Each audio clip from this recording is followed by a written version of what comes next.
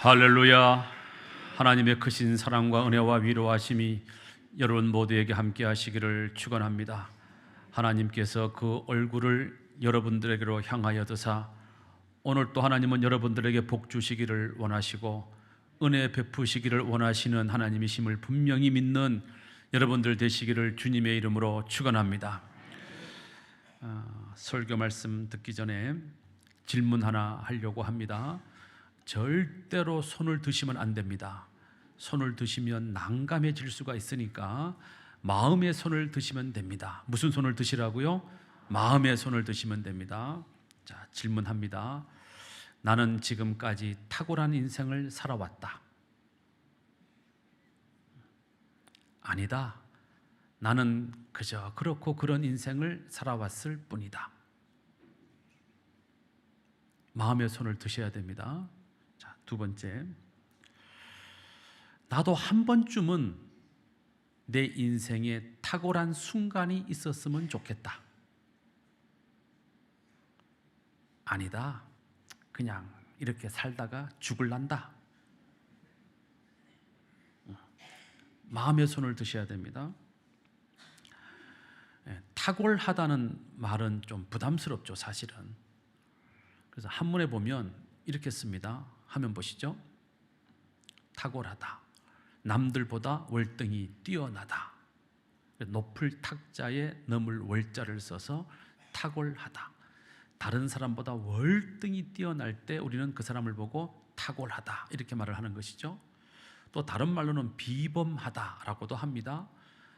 평범한 수준을 훨씬 넘어섰을 때 우리는 비범하다. 그래서 안을 빗자에 무릇 범자를 써서 비범하다 이렇게 말을 합니다.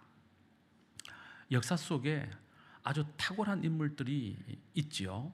우리나라에도 그런 분들이 많이 있었고 또 그런 분들이 있었기 때문에 이 나라의 역사가 지금까지 이렇게 이어져 올 수 있었습니다. 우리가 잘 알고 있는 아주 뛰어난 장수 두 명을 소개하려고 합니다. 제가 설교를 딱 하려고 보니까 제 전방에 이거 군대 용어인데 전방은 제 전방에 현역 군인이 앉아 계시는군요. 새겨 들으세요, 집사님.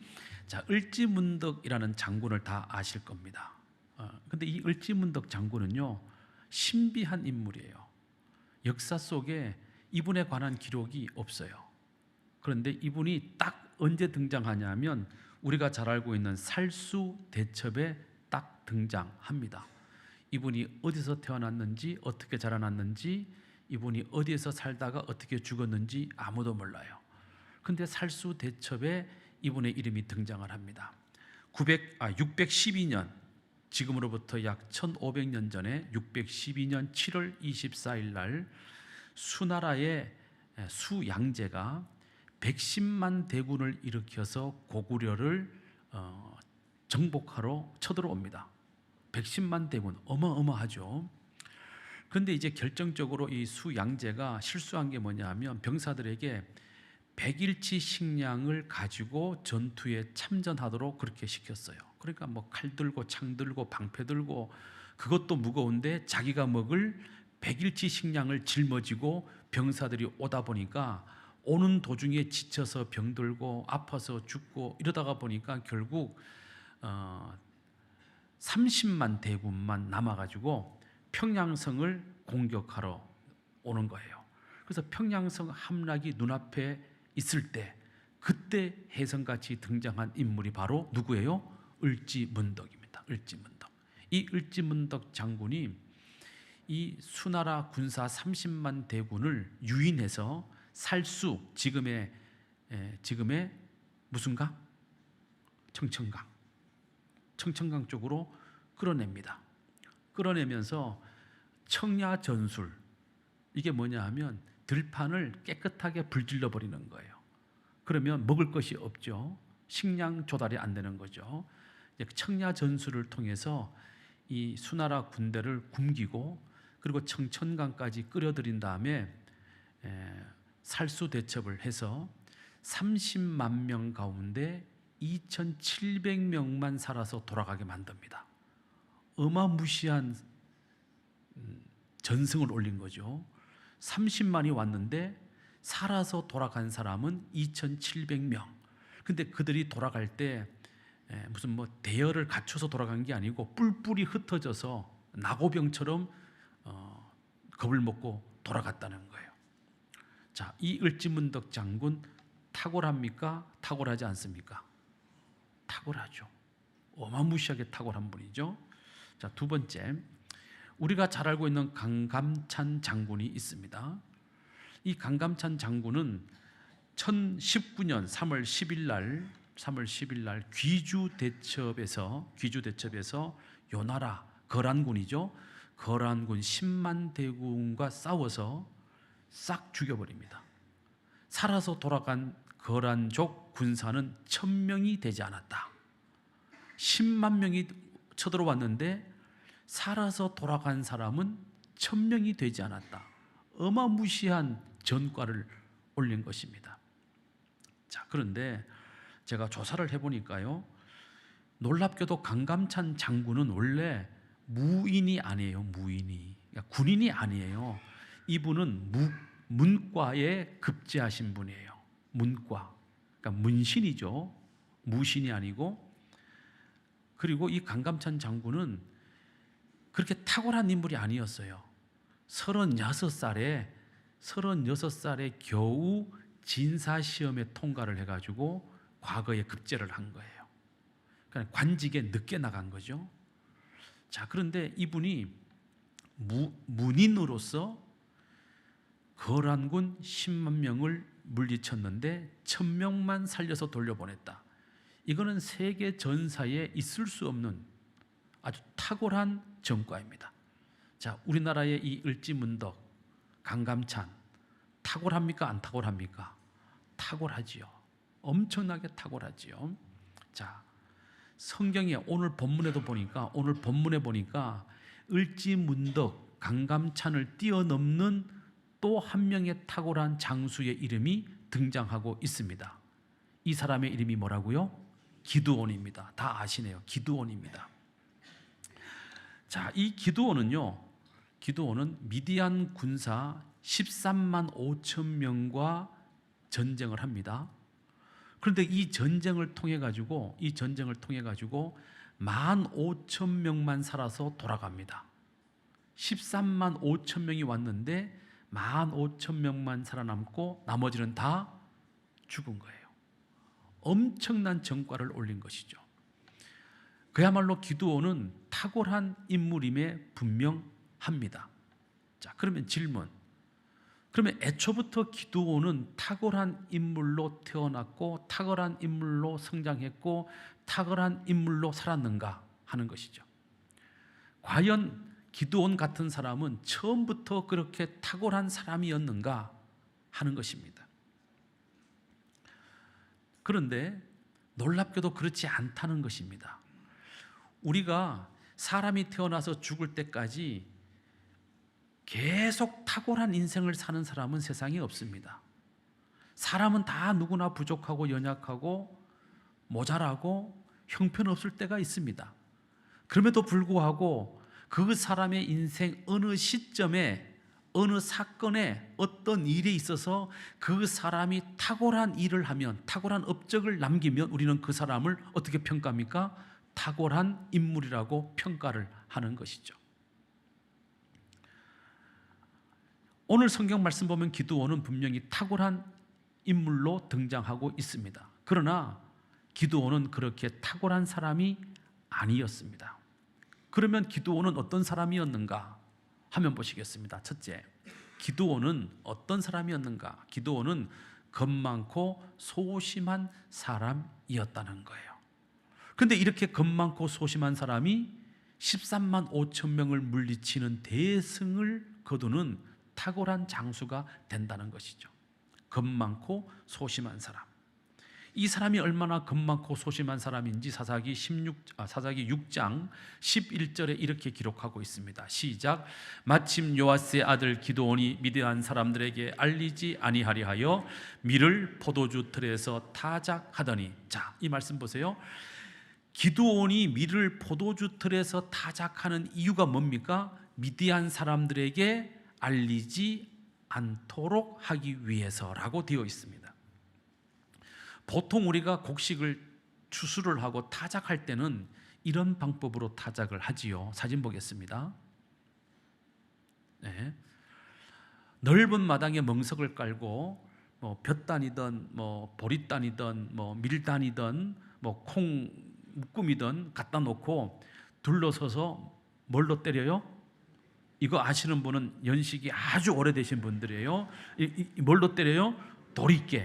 도리깨질로 막 하면 이제 안에 있는 곡식이 튀어나오게 되죠.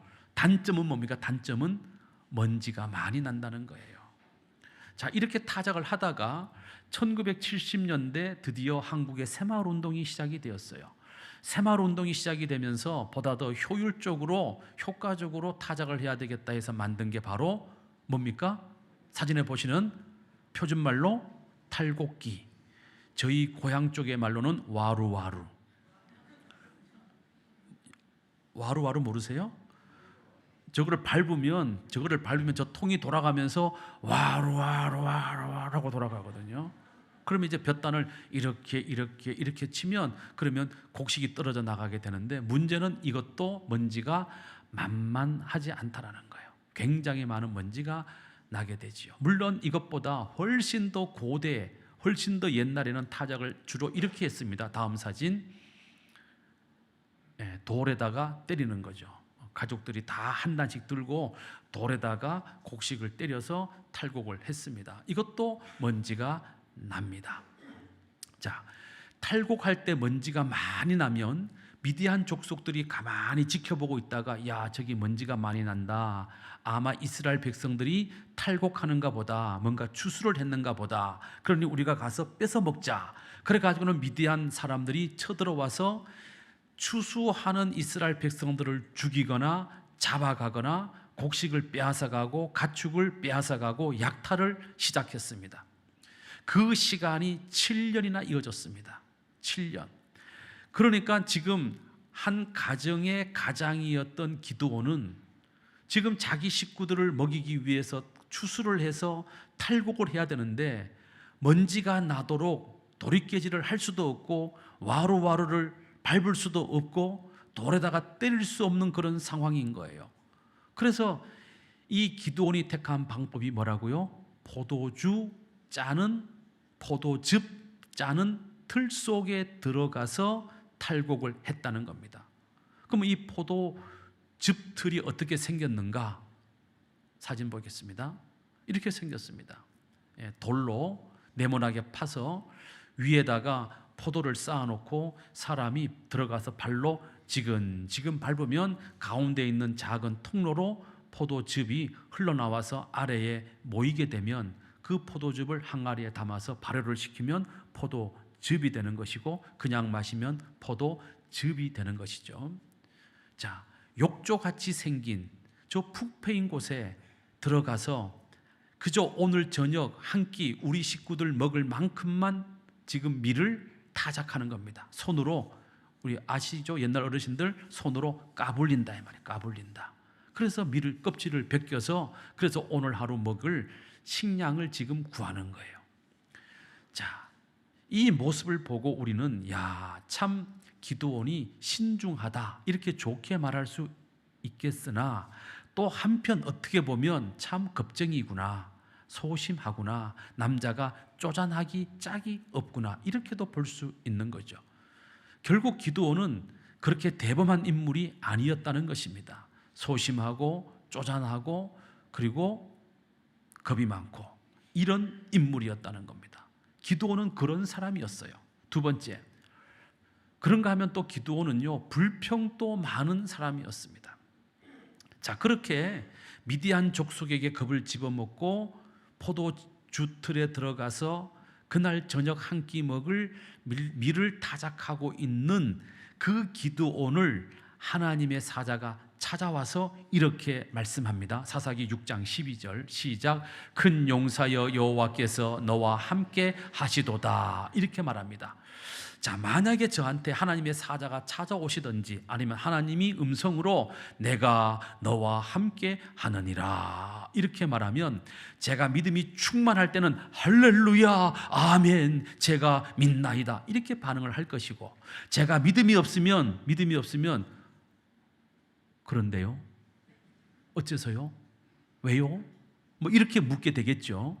자, 그런데 이 하나님이 함께 하신다는 이 이야기를 듣고 기드온이 어떻게 반응을 하냐면 이렇게 반응을 합니다.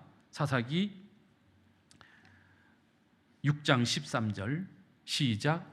기드온이 그에게 대답하되 오 나의 주여 여호와께서 우리와 함께 계시면 어찌하여 이 모든 일이 우리에게 일어났나이까?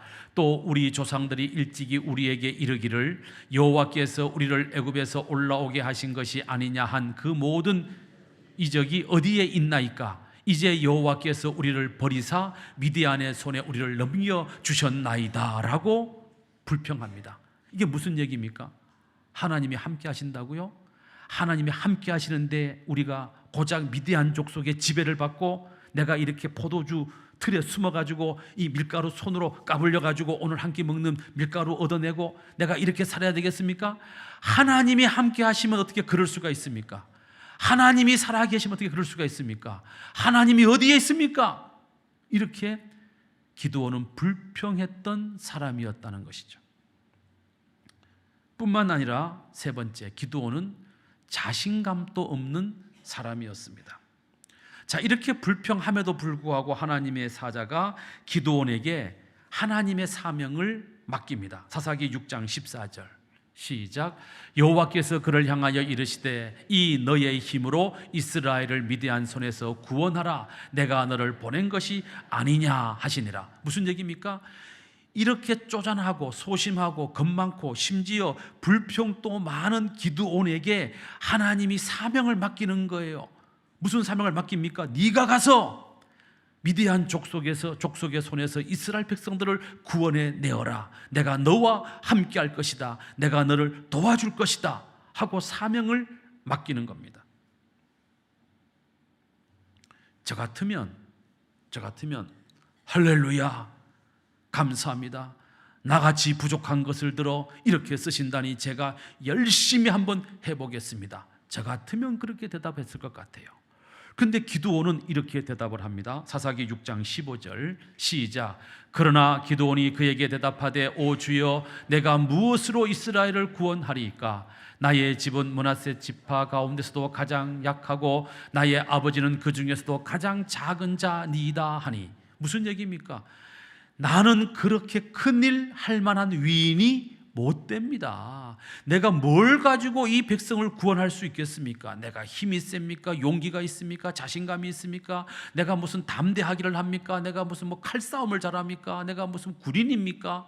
나는 그냥 시골에 살고 있는 한 사람인데 내가 무엇을 가지고 이 백성을 구원한단 말입니까? 나는 못합니다. 우리 집안을 보십시오. 우리 집안 므낫세 집안 가운데 가장 보잘것없는 집안이고, 우리 아버지를 보십시오. 죄송하지만 우리 아버지를 보십시오. 우리 아버지 형편없는 사람입니다.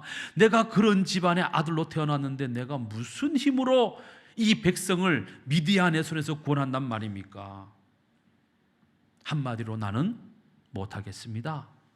자신감이 없는 기드온의 모습이죠. 뿐만 아니라 네 번째, 기드온은 어떤 사람이었냐 하면요, 네 번째, 의심도 많고 믿음도 없는 사람이었어요. 자, 그렇게 불평하고 그렇게 못하겠다고 발뺌하는 이 기드온에게 하나님이 다시 이렇게 말씀합니다. 사사기 6장 16절 시작. 여호와께서 그에게 이르시되 내가 반드시 너와 함께하리니 네가 미디안 사람 치기를 한 사람 치듯 할 것이다. 무슨 얘기입니까? 나도 알아.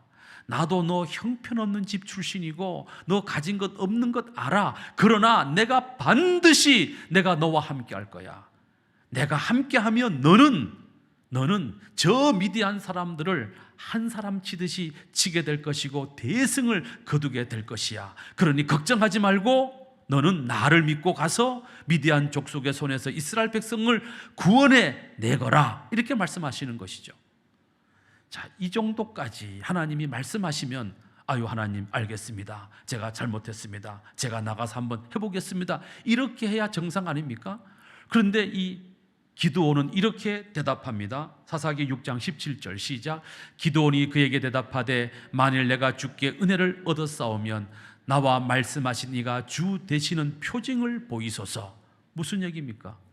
다 좋은데 지금 나한테 가서 미디안 족속으로부터 이스라엘 백성을 구원하라고 말씀하시는 당신이 하나님인지 아닌지 증거를 보여주세요. 증거를.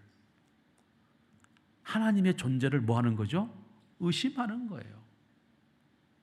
반드시 내가 너와 함께하리라 하신 하나님을 의심하는 겁니다. 믿음이 없는 것이죠. 자, 그러니까 하나님이 그래 하고 반석에서 불을 뿜어요. 불을 팍 뿜어가지고 그 바위 위에 기드온이 올려놓았던 재물을 확 태워버립니다. 여러분 생각해 보세요. 멀쩡한 바위에서 불이 확 나왔어. 아무도 안 놀라시네. 아무도 안 놀라시. 여러분 놀랄 일입니까? 안 놀랄 일입니까? 그럼 놀라는 표정이라도 좀 지어주셔야 된다니까요.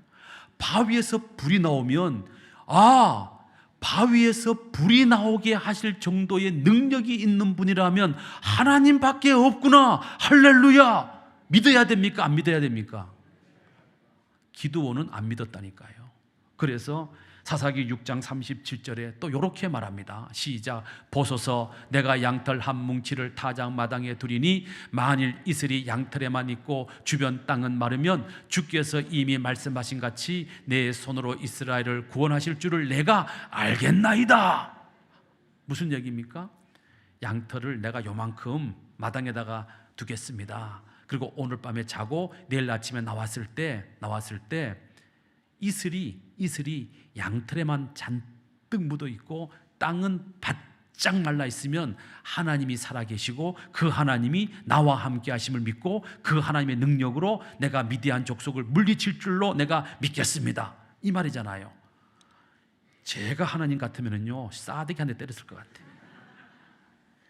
그런데 하나님은 참으시고 어떻게 합니까? 정말로 그렇게 하세요. 다음날 기드온이 마당에 떡 나가봤더니 정말로 양털은 뽀송뽀송하게 반대군요. 예, 양털은 축축하게 젖어 있는데 마당은 다 말라 있는 거예요. 자, 이 정도 되면 믿어야 돼요? 안 믿어야 돼요?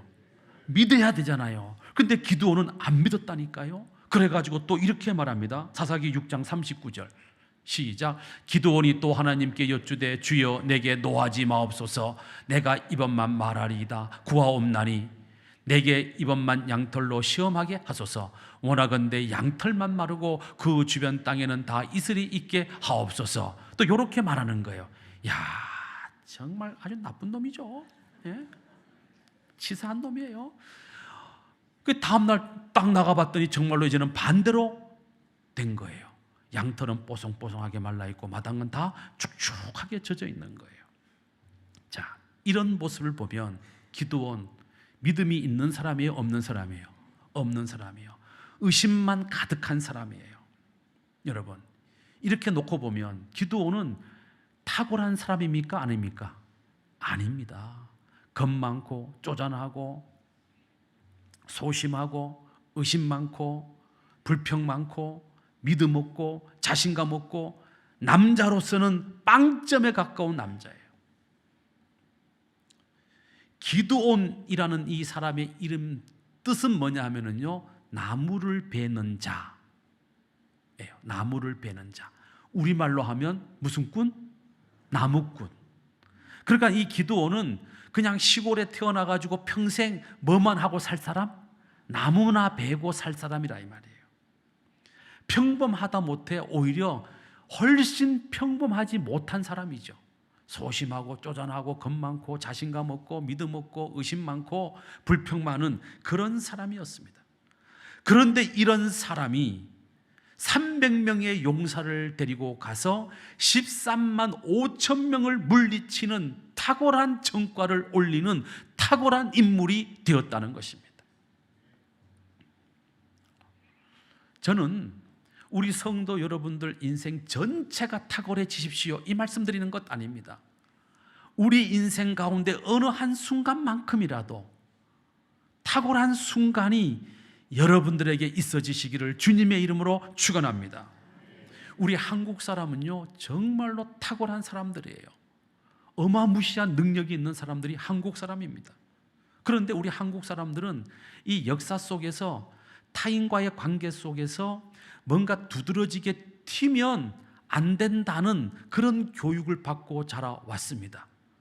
그래서 굉장히 잘하고 굉장히 능력이 있고 굉장히 우수함에도 불구하고 자신의 그 우수성을, 자신의 그 탁월함을 그 자신감 있게 드러내지 않는 거예요. 왜? 타인과의 관계 속에서 혹시라도 한 소리 들을까 봐. 그래서 우리가 이런 말 하잖아요. 모난 돌이 정 맞는다.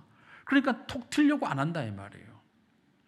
그래서 상당한 실력도 있고 능력도 있고 엄청난 이런 것들을 갖고 있어도 저는 부족합니다. 나는 못합니다.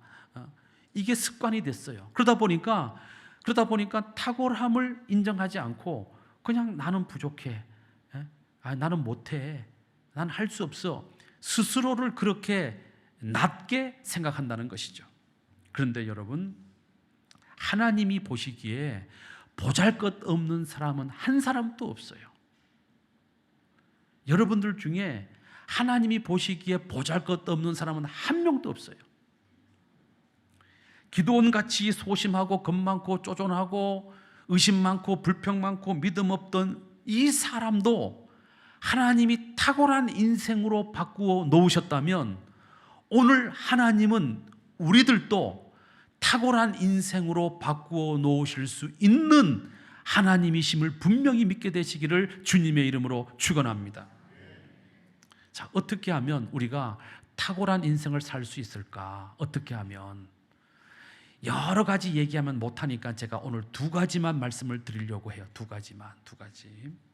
첫째, 나도 탁월한 인생, 비범한 인생을 살 수 있다는 가능성을 뭐 해야 된다? 믿어야 된다. 내 안에 탁월한 인생을 살 수 있는 가능성이 있다는 사실을 믿으셔야 됩니다. 믿으시면 아멘. 사실 여러분이나 저는 아주 평범한 사람들이죠. 아니면 어쩌면 기드온보다도 더 훨씬 못한 사람일 수도 있습니다. 자, 그런데 여러분, 하나님께서 사사기 6장 12절에 기드온에게 이렇게 말씀합니다. 시작. 큰 용사여 여호와께서 너와 함께 하시도다. 이렇게 말씀해요. 자, 하나님께서 기드온을 뭐라고 부르시죠? 큰 용사여 이렇게 부릅니다. 칭찬이에요, 아니에요? 극찬이에요, 아니에요? 극찬이죠. 자, 그러면 지금 기드온, 이 말씀을 듣는 기드온이 과연 큰 용사라는 소리를 들을 만큼 탁월한 순간이었는가? 아니요. 언제 이 말을 듣냐 하면은요, 겁먹고 소심하게 쪼잔하게 포도주 즙틀에 주저앉아가지고 미디안 족속들이 볼까봐 아주 조심스럽게 밀가루 털고 있던 그 순간에 하나님이 그런 기드온을 보고 뭐라고 부르시는 거예요? 큰 용사여 라고 불러주셨다는 거예요. 기드온이 지금 무슨 큰 일을 했기 때문에, 기드온이 무슨 엄청난 업적을 남겼기 때문에, 기드온이 지금 무슨 엄청난 믿음을 보였기 때문에 그렇게 부르신 것이 아니라 겁 많고 소심하고 쪼존하고 의심 많고 불평 많고 믿음 없고, 그럼에도 불구하고 하나님은 그 기드온을 보고 큰 용사여 라고 부르셨다는 거예요. 다시 말하면 지금은 아니지만, 지금은 큰 용사가 아니지만 앞으로 얼마든지 너는 그렇게 될 것이다 라고 그 가능성을 보고 믿으시고 기드온에게 큰 용사라고 불러주셨다는 사실입니다. 그러므로 성도 여러분, 비록 지금 내 인생이 보잘것없고, 비록 지금 내가 이룬 것이 없고 비록 지금 내가 형편없는 삶을 살아가는 것 같아도 하나님이 함께 하시면 나도 얼마든지 큰 용사가 될 수 있다. 그런 가능성이 나에게 있다 라고 믿으시기를 주님의 이름으로 축원합니다. 옆에 분하고 인사하시겠습니다. 당신도, 옆에 분 보세요. 당신도 하나님이 함께 하시면 얼마든지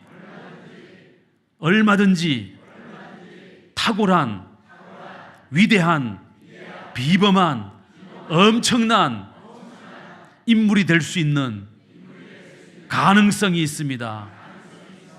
할렐루야. 네. 이런 거 하면 제가 일부 예배 때도 말을 했는데 이런 거 하면요, 부부들은 절대로 눈을 안 마주쳐요. 부부들은 절대로 안 마주쳐요. 아이고, 당신 같은 인간이? 이런 마음이 있는 것 같아. 그런데 여러분, 부부간에 그러시면 절대로 안 돼요. 부부간에 아내가 남편을 보고 당신은 탁월한 인생을 살 거야. 하나님이 함께 하시면 당신은 위대한 삶을 살 거야. 나는 내 인생에 당신같이 탁월한 사람을 본 적이 없어. 이렇게 칭찬을 해주면 이 남편이 물불을 안 가리고 무엇이든지 열심히 해가지고 탁월한 순간을 만들어낸다니까요. 그런데 그렇지 않고 가장 사랑하는 아내가 아유 쫌팽이 같은, 아유 그래도 남자라고 큰 소리는, 이러면은요 그 남편이요 쪼잔해져. 좁쌀 같아진다고요. 여러분들의 남편을 위대하게 탁월하게 만들고 싶으시다면 여러분들 남편 속에 있는 위대해질 수 있는 가능성, 탁월해질 수 있는 가능성을 믿게 되시기를 주님의 이름으로 축원합니다. 아니 목사님, 내 나이가 70이 넘고 80이 넘었는데 이제 와갖고 내가 얼마나 더 탁월해질 수 있습니까? 나는 이미 늦었습니다. 우리 여기 이제 원로 사람들 지금 그런 눈으로 저를 보고 계시는 것 같은데, 아니요. 여러분, 강감찬 장군이 36살에 문과에 진사급제해가지고 관직에 나갑니다. 한 번도 칼을 뺀 적이 없어요. 왜? 글 쓰는 분이고 글 읽는 분이에요. 그런데 이분이 거란족이 쳐들어왔다라고 하는 이 국가적인 위기 사태 앞에 고려의 현종 임금이 가장 그 고려사의 가장 뭐라 그러죠? 훌륭한 임금이죠. 그 임금이 강감찬 장군을 불러냅니다. 그래서 난생 처음 갑옷을 입고 전쟁에 참전을 하는 거예요. 그때 강감찬 장군의 나이가 몇 살이었느냐? 71세였어요. 71세. 71세의 영감님이 10만 대군을 물리치는 이 탁월한 전승을 올렸다니까요. 그러니까 나이가 많기 때문에 나는 더 이상 탁월해질 시간이 없어. 아니요. 얼마든지 어떤 분야에서는 탁월한 업적을 남길 수 분명히 있습니다. 할렐루야. 믿으셔야 됩니다. 여러분, 사람은 누구나 지금보다 훨씬 더 나아질 수 있어요. 사람은 누구나 지금보다 훨씬 더 발전할 수 있어요. 사람은 누구나 지금보다 훨씬 더 위대해질 수 있는 가능성을 가지고 있어요. 우리는 자기 자신의 그 가능성을 믿으셔야 된다 이 말이에요. 나는 앞으로 나이가 많지만, 내가 언제 죽을런지 모르지만 남아있는 기간 동안에 나는 얼마든지 탁월해질 수 있는 순간이 있다라고 믿으셔야 된다 이 말이에요. 미국 미시간주의 어떤 고아원에 한 고아가 들어왔어요. 부모님이 없으니까 그 아이가 얼마나 불쌍합니까? 부모님 없이 자랐으니까. 근데 이 아이가 그 고아원에 들어왔는데 세상에 이런 문제가 없어요. 선생님 말씀 안 듣죠. 친구들 괴롭히죠. 뭐 밥을 주면 그냥 밥그릇을 막 집어 던지죠. 싸움질 하죠. 뭐 과원의 유리창 깨고 기물 파손하죠. 막 입에 막 거친 욕을 해대죠. 그러니까 이 선생님들이 이 아이를 어떻게 지도할 수가 없는 거예요. 그래서 모두가 다 포기합니다. 아유, 저놈은 나쁜 놈이야. 저놈은 싹수가 노란 놈이야. 저놈은 하나만 안 되는 놈이야. 아유, 저런 골칫덩어리가 왜 우리 고아원에 왔어? 전부 모든 선생님들이 이 아이를 그렇게 포기했어요. 그런데 그 중에 유일하게 한 선생님만 그럴 때마다 이 아이가 사고 칠 때마다 이 아이를 품에 안고 이렇게 말해줬어요. 얘야, 하나님께서 너를 사랑하시기 때문에, 하나님께서 너를 사랑하시기 때문에 너는 가능성이 있다. 너는 잘 될 가능성이 있다. 그러니 너도 꿈을 꾸어라. 하나님이 그 꿈을 이루어 주실 거다. 이렇게 격려하고 위로해 주기 시작을 했어요. 그런데 이 아이에게는 그 말씀이, 선생님의 그 말이 귀에 들어오질 않는 거예요. 왜? 지금 당장 너무 힘들고 괴롭고 막 외롭고 하니까 그냥 막 소리 지르고 울고 불고 막 싸움질하고 계속 그렇게 사는 거예요. 결국 그 고아원에서 이 아이를 감당할 수 없어가지고 쫓아냅니다. 나가. 너 같은 놈은 우리가 도저히 못 챙기겠다. 나가라. 그래서 이 어린 소년이 쫓겨나게 됩니다. 거리로. 졸지의 어린 소년이 길거리에 나앉게 된 거예요. 오갈 데가 없습니다. 그러니까 길거리 다니면서 구걸하고 동냥해서 얻어먹고 그리고 공원 벤치에서 잠을 자고 뭐 이렇게 이제 살아가는 거죠.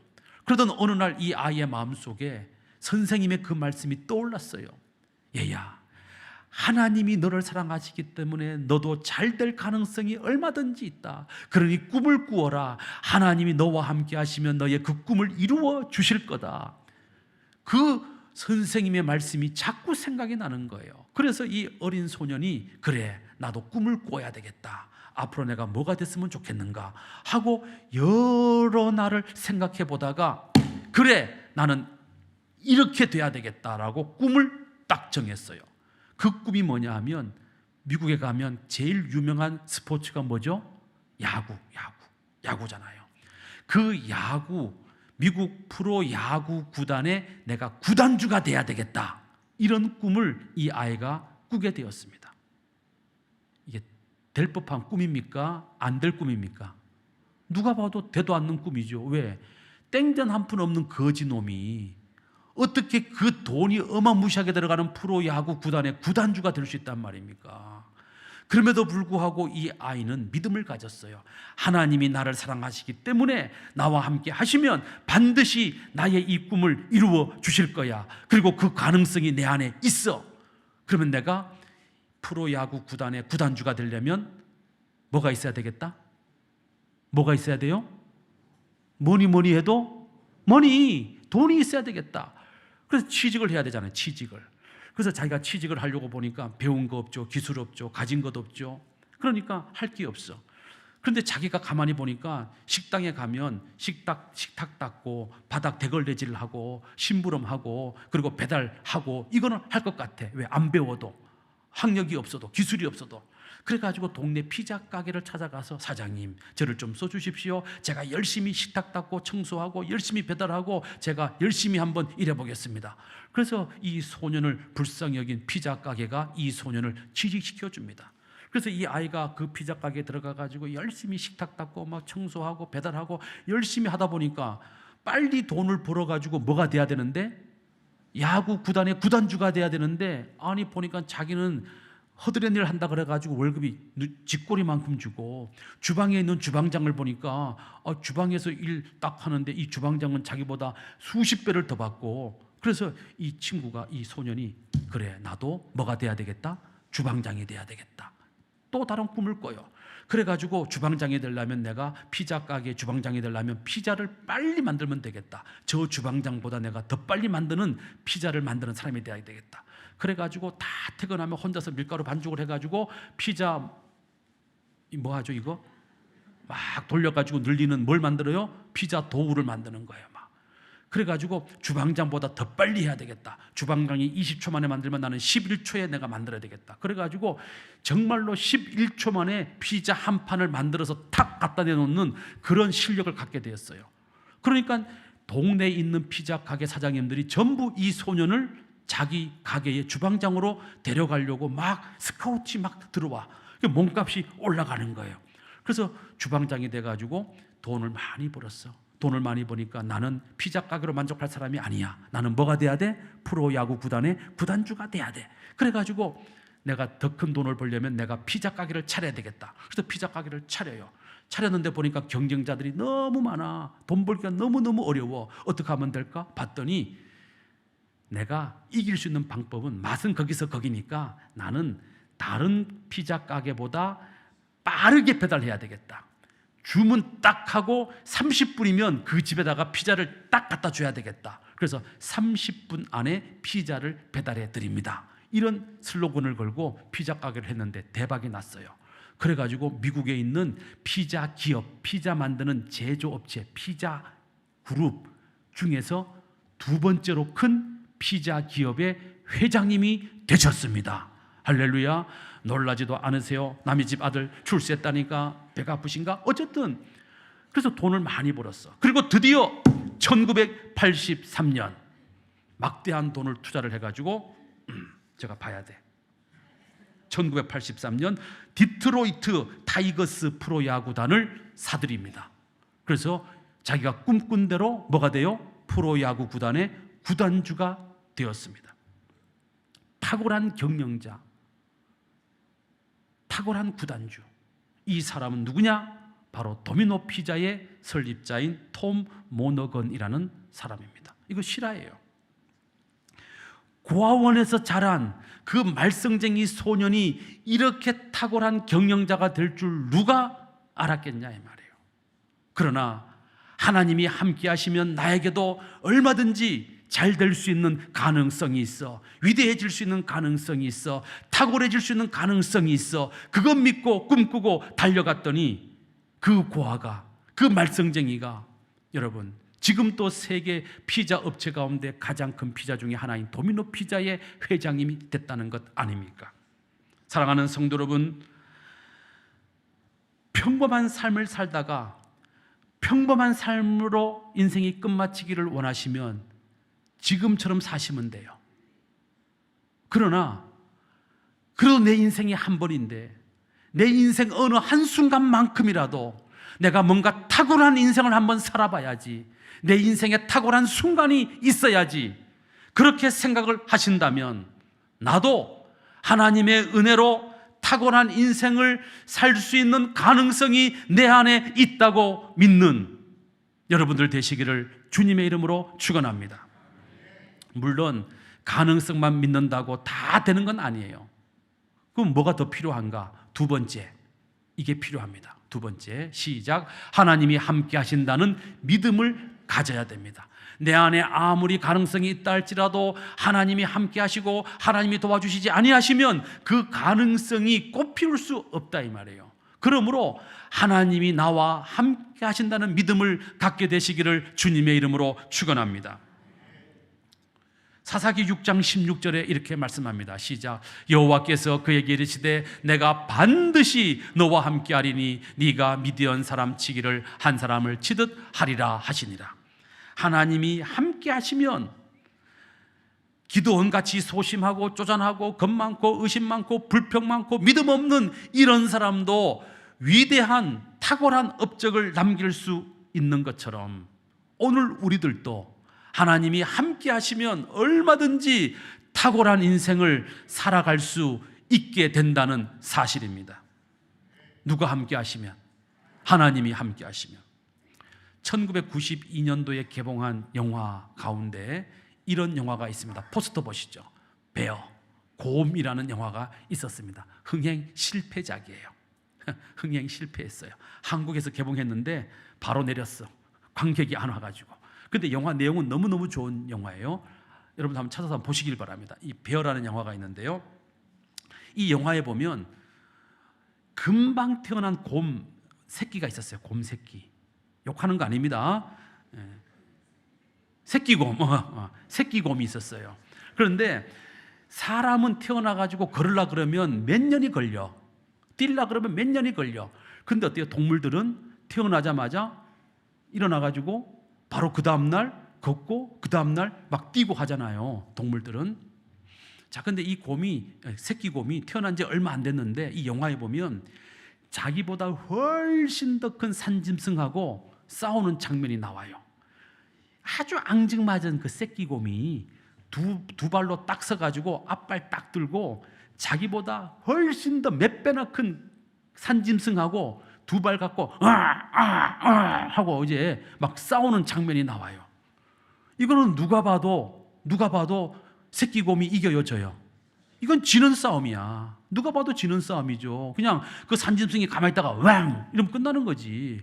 그런데 이 새끼 곰이 겁을 안 내요. 겁을 안 내고 계속해서 그 산짐승을 막 두 발로 딱 서가지고 막 그냥 막 레프트 훅, 라이트 훅 그냥 막 때리고 있는 거예요. 도대체 이 새끼 곰이 뭘 믿고 일어나 싶어가지고 그 다음 장면을 눈여겨봤더니 바로 이 새끼 곰 뒤에 다음 화면 누가 있는 거예요? 산만한 어미곰이 있는 거예요. 자, 그러니까 이 새끼 곰은 지금 누구 믿고? 어미곰을 믿고 어마어마한 적과 싸워서 이길 용기를 갖게 되었다는 거예요. 사랑하는 성도 여러분, 오늘 우리도 마찬가지입니다. 우리는 연약하고 부족하고 형편없고 가진 것 없고 능력 없고 소심하고 쪼잔하고 겁 많고 의심 많고 불평 많고 우리는 다 그렇게 살아요. 그럼에도 불구하고 우리 뒤에 나의 등 뒤에서 나를 도우시는 주 하나님 여호와, 그분이 있다는 사실을 믿는 사람은 300명을 가지고 가서 13만 5천 명을 물리쳤던 기드온과도 같은 탁월한 순간의 기쁨을 맛보는 날이 분명히 있다는 사실입니다. 여러분들은 혼자가 아닙니다. 여러분들 뒤에 하나님이 계십니다. 그 하나님을 믿으시기를 주님의 이름으로 축원합니다. 나는 부족하지만, 나는 연약하지만, 나는 가진 것이 없지만, 나는 배운 것이 없지만, 나는 좋은 집에서 태어나지 못했지만, 나는 친척들로부터, 부모님들로부터 나는 별다른 도움 받지 못하고 살았지만, 그러나 나는 낙심하지 않습니다. 왜? 나의 등 뒤에 누가 계시기 때문에? 하나님이 계시기 때문에. 어떻게 보면 우리는 기드온보다 형편없는 사람들이지만 그럼에도 불구하고 하나님께서 우리와 함께 하심을 믿고 내 안에 엄청난 가능성이 있다는 사실을 믿고 하나님께서 도와주실 것을 믿고 담대하게 용기를 가지고 믿음을 가지고 앞으로 나가기만 하면 하나님께서 어느 순간에 여러분들의 인생의 탁월한 순간을 만들어 주시게 될 줄로 믿으시기를 주님의 이름으로 축원합니다. 그래서 우리 모두가 남은 인생 어느 한순간 탁월한 순간을 맞이하는 저와 여러분 되시기를 주님의 이름으로 축원합니다. 거룩하신 아버지 하나님, 저들은 부족하고 연약하고 형편없는 사람들입니다. 그러나 하나님 우리와 함께 하심을 믿습니다. 하나님의 도우심을 믿습니다. 하나님이 우리와 함께 하시면 우리 안에 그 무한한 가능성이 빛을 발하여 탁월한 인생으로 우리의 인생을 바꾸어 놓을 줄로 믿습니다. 이런 놀라운 변화가, 탁월한 변화가 우리 가운데 있게 하여 주시옵소서. 예수님 이름으로 기도드리옵나이다. 아멘.